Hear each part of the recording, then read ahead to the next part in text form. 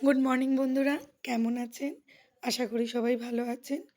সকালটা আজকে গরম গরম চা দিয়েই শুরু করা যাক। তো প্রত্যেকেই আমরা সকালবেলা চাটা এখন বিশেষ করে উইন্টারে সবাই প্রেফার করি। তো আমাদের লিকার চা দিয়েই শুরু হয় সকালটা। আজকে হাজব্যান্ড তো অনেক সকাল সকাল বেরিয়ে গেছে, অনেক দূরই গেছে। বাড়িতে আমি আর রোদ্দুর আর শ্বশুরমশাই এখন এই চা করব, আমি আর শ্বশুরমশাই খাবো।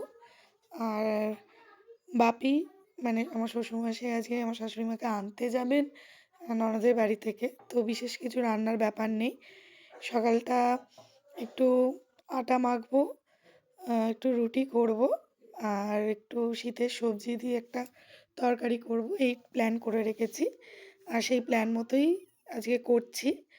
আহ, শীতকালে বেসিক্যালি আমি মাটিতে বসে মানে সবজি কাটি না, আমি গ্যাস টেবিলেই বটিটা সেট করে নিই।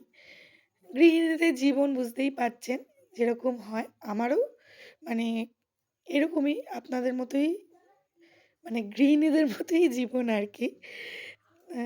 এক্সট্রাঅর্ডিনারি কিছুই নেই। সকাল থেকেই সংসারে কাজ বাজ এই নিয়েই পড়ে থাকি। এরপর ছেলেকে তুলবো, ছেলেকে স্কুলের জন্য রেডি করাবো। তো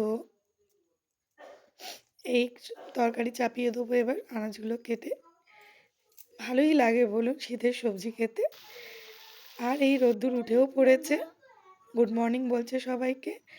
আর এই একটা ছোট্টখাট্ট ছাদ বাগান, যেখানে কিছু কিছু গাছ আমার শাশুড়ি মা করে রেখেছেন, ধনেপাতা, পালং শাক, বিভিন্ন রকম জবা ফুল।